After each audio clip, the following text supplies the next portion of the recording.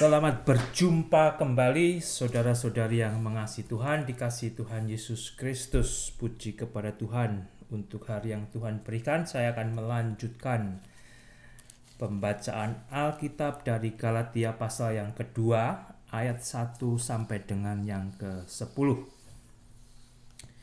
Galatia pasal yang kedua, ayat 1 sampai dengan yang ke-10.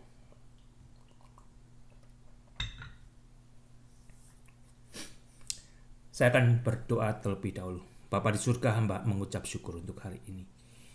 Terima kasih Bapa, di sela-sela kesibukan kami, di sela-sela kehidupan yang Tuhan berikan, biarlah kami Kau berikan kerinduan untuk tidak melupakan firman-Mu. Berikan berkat surgawimu ketika saat ini juga hamba boleh membaca, merenungkan sejenak akan firman-Mu. Berikan pertolongan-Mu. Ampuni untuk segala dosa kami Bapa. Berfirmanlah kepada kami. Dalam nama Tuhan Yesus hamba boleh berdoa dan mengucap syukur. Amin. Galatia pasal yang kedua, saya akan melanjutkan dari ayat yang pertama. Demikian bunyi firman Tuhan. Kemudian setelah lewat 14 tahun, aku pergi pula ke Yerusalem dengan Barnabas, dan Titus pun kubawa juga. Aku pergi berdasarkan suatu penyataan, dan kepada mereka ku bentangkan Injil yang kuberitakan di antara bangsa-bangsa bukan Yahudi, dalam percakapan tersendiri kepada mereka yang terpandang, supaya jangan dengan percuma aku berusaha atau telah berusaha. Tetapi kendati pun Titus yang bersama-sama dengan aku adalah seorang Yunani, namun ia tidak dipaksa untuk menyunatkan dirinya. Memang ada desakan dari saudara-saudara palsu yang menyusup masuk, yaitu mereka yang menyelundup ke dalam untuk menghadang kebebasan kita yang kita miliki di dalam Kristus Yesus, supaya dengan jalan itu mereka dapat memperhambakan kita. Tetapi sesaat pun kami tidak mau mundur dan tunduk kepada mereka, agar kebenaran Injil dapat tinggal tetap pada kamu.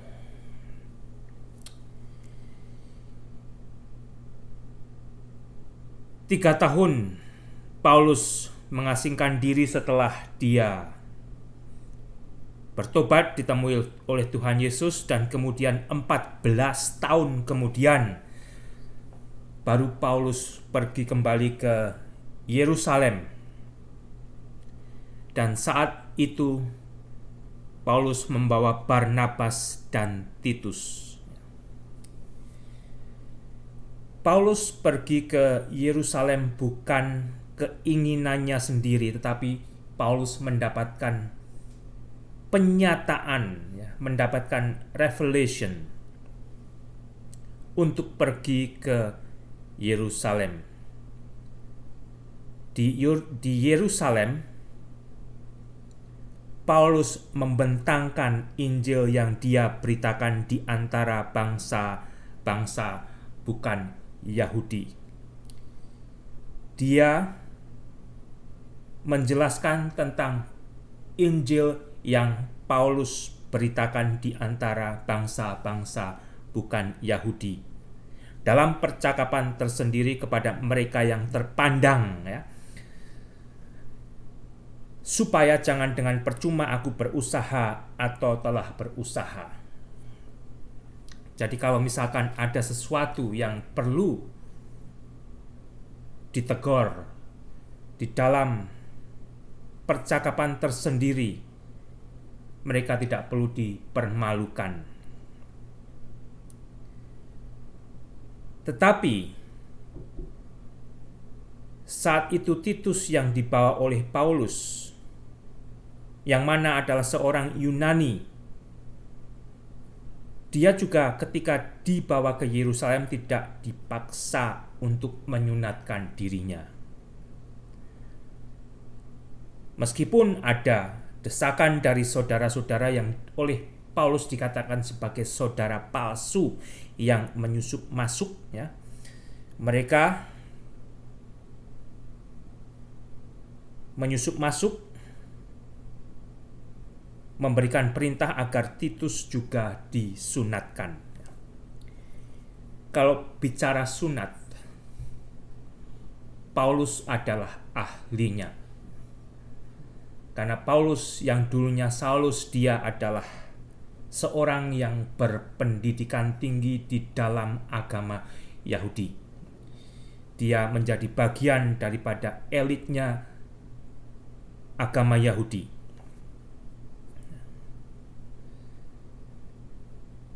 Dan Titus yang bukan orang Yahudi tidak ada keharusan untuk menyunatkan diri. Kalau seseorang yang bukan Yahudi mau menjadi Yahudi, dia harus disunatkan. Tetapi kalau orang itu bukan orang Yahudi dan menjadi Kristen, tidak ada hubungannya dengan sunat menyunat adat istiadat orang Yahudi yang berhubungan dengan agama Yahudi. Dan kalau Anda saat ini sebagai orang Kristen, tahukah Anda tidak diwajibkan untuk disunat? Kalau Anda memilih untuk disunat, itu hak 100%, tidak ada hubungannya dengan kekristenan Anda. Itu 100% adalah hak pilihan Anda sendiri, mungkin dengan alasan yang lain.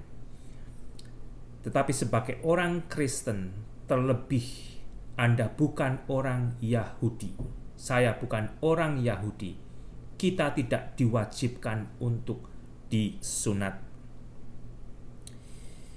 Memang saat itu, saudara, para pemimpin Kristen yang pertama-tama dikuasai atau terisi oleh orang-orang yang berasal dari orang Yahudi yang memiliki adat istiadat sunat. Tetapi sunat itu sendiri tidak ada hubungannya dengan keselamatan di dalam Injil Yesus Kristus. Sunat tidak ada hubungannya dengan keselamatan Injil Yesus Kristus. Injil Yesus Kristus tidak dipengaruhi oleh sunat. Dengan kata lain, kalau seseorang percaya kepada Yesus Kristus sebagai juru selamatnya, dia tidak diharuskan untuk menyunatkan diri, dan keselamatan imannya hanya tergantung kepada Yesus Kristus itu sendiri. Meskipun saat itu dikatakan oleh Paulus, ya, ada saudara-saudara yang dianggap oleh Paulus adalah saudara palsu yang menyusup, mencoba mempengaruhi agar Titus juga disunatkan. Kekristenan terkadang dipengaruhi oleh adat lokal, oleh adat setempat. Berhati-hatilah saudara. Ada adat yang baik untuk dipelihara, tetapi ingatlah, adat setempat tidak bisa dicampur adukkan dengan Injil Yesus Kristus. Di dalam Tuhan Yesus Kristus, kita sudah dibebaskan dari segala peraturan dunia yang menurut dunia itu adalah ketetapan untuk dilakukan seseorang agar seseorang diberkati oleh Allah. Di dalam Yesus Kristus, manusia sudah dibebaskan dari hukum dunia. Di dalam Yesus Kristus yang ada adalah hukum kasih. Kasih yang mengasihi manusia yang diselamatkan, dan kasih manusia yang diselamatkan kepada Tuhan yang telah mengasihinya.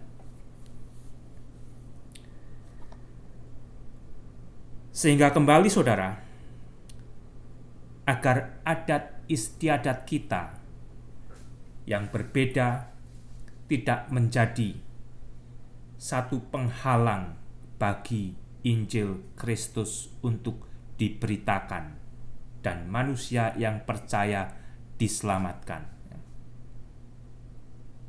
Kalau seseorang percaya kepada Yesus, dia tidak diharuskan pakai batik, dia tidak diharuskan pakai jas, dia tidak diharuskan pakai pakaian adat tertentu. Keselamatan tidak ditentukan oleh hal-hal tersebut. Ayat yang ke-6, dan mengenai mereka yang dianggap terpandang itu, bagaimana kedudukan mereka dahulu, ia tidak penting bagiku. Sebab Allah tidak memandang muka, bagaimanapun juga mereka yang terpandang itu tidak memaksakan sesuatu yang lain kepadaku. Tetapi sebaliknya, setelah mereka melihat bahwa kepadaku telah dipercayakan pemberitaan Injil untuk orang-orang tak bersunat, sama seperti Petrus untuk orang-orang bersunat, karena Tuhan yang telah memberikan kekuatan kepada Petrus untuk menjadi rasul bagi orang-orang bersunat, Tuhan juga yang telah memberikan kekuatan kepadaku untuk orang-orang yang tidak bersunat. Dan setelah melihat kasih karunia yang dianugerahkan kepadaku, maka Yakobus, Kefas, dan Yohanes yang dipandang sebagai sokok guru jemaat berjabat tangan dengan aku dan dengan Barnabas sebagai tanda persekutuan, supaya kami pergi kepada orang-orang yang tidak bersunat dan mereka kepada orang-orang yang bersunat. Hanya kami harus tetap mengingat orang-orang miskin, dan memang itulah yang sungguh-sungguh kuusahakan melakukannya. Yakobus, Petrus, dan Yohanes mendapatkan training langsung oleh Tuhan Yesus. Petrus tidak, Paulus tidak. Yakobus, Yohanes, dan Petrus mendapatkan training langsung. Mereka adalah murid-murid yang secara langsung dipilih oleh Tuhan Yesus. Tapi lain halnya dengan Paulus. Paulus tidak diajar oleh Tuhan Yesus selama Tuhan Yesus ada di bumi saat itu. Tetapi Paulus juga secara langsung diajar oleh Tuhan Yesus melalui penyataan yang Tuhan Yesus berikan kepada Paulus. Dan ini dibuktikan dengan kecocokan Injil yang Paulus beritakan dan yang Petrus, Yakobus, Yohanes juga beritakan. Karena memang hanya ada satu Injil yang dari Allah, yaitu Injil Yesus Kristus. Seseorang boleh berkata, saya mendapat penyataan dari Allah, saya mendapatkan nubuat dari Allah. Kalau nubuat itu benar-benar dari Allah, nubuat tersebut akan cocok dengan Alkitab. Kalau orang itu berkata, saya mendapatkan sesuatu yang baru dari Allah, itu dengan mudah kalau Anda mengenal Alkitab bisa dipastikan. Itu pasti nubuatan palsu. Kalau Anda mendapat penyataan dari Allah, penyataan Anda akan menjadi penyataan yang asli dari Allah sesuai dengan ucapan Anda kalau penyataan itu cocok dengan Alkitab. Dan apakah setiap gereja memberitakan Injil yang sama? Apakah setiap pendeta, setiap pastor, setiap menginjil, setiap guru Kristen memberitakan Injil yang sama? Seharusnya yang sama. Hanya ada satu Injil. Kalau tidak sama, Injil yang lain dengan yang dicatat di dalam Alkitab itu adalah Injil manusia. Sehingga kembali hanya ada satu Injil yang dari Allah, yaitu Injil Yesus Kristus. keselamatan bagi manusia melalui imannya 100% di dalam Yesus Kristus. Tidak ada andil manusia itu sendiri yang bisa disumbangkan untuk menyelamatkan dirinya untuk masuk surga. Tetapi melalui 100% apa yang Yesus sudah selesaikan di atas kayu salib dan melalui kebangkitannya. Itulah Injil Yesus Kristus. Dan setiap gereja, setiap pendeta, setiap pastor, setiap penginjil, setiap guru orang Kristen, meskipun dari gereja yang berbeda, dari dunia yang berbeda, kalau mereka adalah pendeta Kristen, pastor Kristen, penginjil Kristen, mereka akan memiliki Injil yang sama, yaitu Injil Yesus Kristus. Kalau mereka memiliki Injil yang lain, mereka mengatakan saya mendapatkan penyataan khusus sehingga ini sedikit berbeda. Itu adalah Injil manusia, tidak ada yang khusus yang lain, saudara. Di dunia ini hanya ada satu Injil, dan Injil itu akan cocok dengan satu dan yang lain ketika Injil itu adalah Injil yang benar, yaitu di dalam Yesus Kristus. Kalau tidak, dengan mudah Anda sebenarnya bisa mendeteksi kalau Injil itu adalah Injil manusia. Dan mudah-mudahan dengan harapan setiap gereja, setiap pendeta memiliki Injil yang sama. Kalau tidak, percumalah sebenarnya mereka memberitakan Injil. Karena Injil manusia tidak akan membawa manusia kepada keselamatan. Hanya Injil Yesus Kristus yang bisa menyelamatkan manusia dari dosanya. Dan disitulah saudara, penyataan Paulus yang dicocokkan dengan Injil yang diberitakan oleh Petrus, Yakobus, dan Yohanes adalah Injil yang sama. Paulus sendiri dipanggil untuk menjadi pemberita Injil bagi orang-orang di luar Yahudi. Dan Petrus dipanggil untuk menjadi pemberita Injil bagi orang-orang Yahudi. Tentunya tidak 100% bagi orang Yahudi, ada juga orang yang lain, tetapi mayoritas adalah orang Yahudi. Demikian juga Paulus dipanggil untuk mayoritas dia melayani orang-orang di luar Yahudi. Kalau dipikir-pikir sebetulnya, kenapa Paulus dipanggil untuk melayani justru mereka yang bukan orang Yahudi, sedangkan Paulus sendiri memiliki pengetahuan yang tinggi tentang adat istiadat dan agama Yahudi, tetapi mengapa oleh Tuhan justru dikirim untuk melayani mereka yang di luar Yahudi? Dan Petrus yang hanya memiliki latar belakang sebagai nelayan, Petrus diberi pelayanan di antara orang-orang Yahudi itu sendiri. Disinilah sebetulnya keunikan dan keindahan di dalam Tuhan. Tidak dibatasi oleh apa yang kita kira adalah kemampuan seseorang. Tetapi secara unik Tuhan Yesus memanggil kita masing-masing untuk diberikan pelayanan seperti yang Tuhan Yesus sudah sediakan. Sehingga di dalam Tuhan Yesus, saudara, ada keunikan yang indah. Ada keunikan yang indah. Petrus yang hanya sebagai nelayan latar belakangnya, tidak memiliki pendidikan tinggi, justru melayani di antara kelompok orang Yahudi. Dan Paulus yang memiliki pengertian tentang adat istiadat Yahudi dan agama Yahudi yang tinggi, justru diberi pelayanan bagi orang-orang di luar Yahudi. Dan setelah mereka bertemu, baik Paulus dan Yakobus, Petrus, dan Yohanes, akhirnya mereka berjabat tangan. Mereka saling menopang di dalam pelayanan. Mereka saling melayani Tuhan, karena yang mereka layani adalah Tuhan Yesus.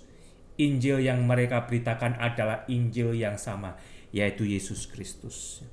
Baik Yakobus, Petrus, dan Yohanes, dan Paulus, mereka semua melayani Tuhan Yesus. Tuhan Yesus adalah kepala gereja. Jadi pendeta Anda, pastor Anda, itu bukan kepala gereja. Mereka juga melayani Tuhan Yesus. Oleh karena itu, marilah kita yang memberitakan Injil Kristus, kita juga saling mendorong satu dengan yang lain untuk saling menopang di dalam pelayanan, dan nama Tuhan akhirnya yang dipermuliakan. Ya. Paulus di ayat ke-10 mengatakan hanya kami harus tetap mengingat orang-orang miskin, dan memang itulah yang sungguh-sungguh kuusahakan melakukannya. Paulus sendiri telah menopang jemaat yang ada di Yerusalem yang justru jemaat miskin. Sehingga kembali saudara, dengan kelebihan yang Tuhan berikan, gunakan untuk persatuan, untuk kesatuan di dalam Tuhan Yesus. Sebagai orang Kristen, hamba Tuhan yang masih manusia, terkadang kita masih diisi oleh ego kita masing-masing. Kita merasa lebih ini, lebih itu, dan kita ingin memisahkan kelompok kita karena kita merasa lebih. Sedangkan sama-sama kita dipanggil untuk melayani Tuhan Yesus. Biarlah ini Anda pertimbangkan, dan sebagai pribadi Kristen juga, agar kita boleh belajar untuk saling mendorong, untuk saling menopang di antara jemaat Tuhan di dalam perbedaan yang ada, perbedaan yang tidak esensi.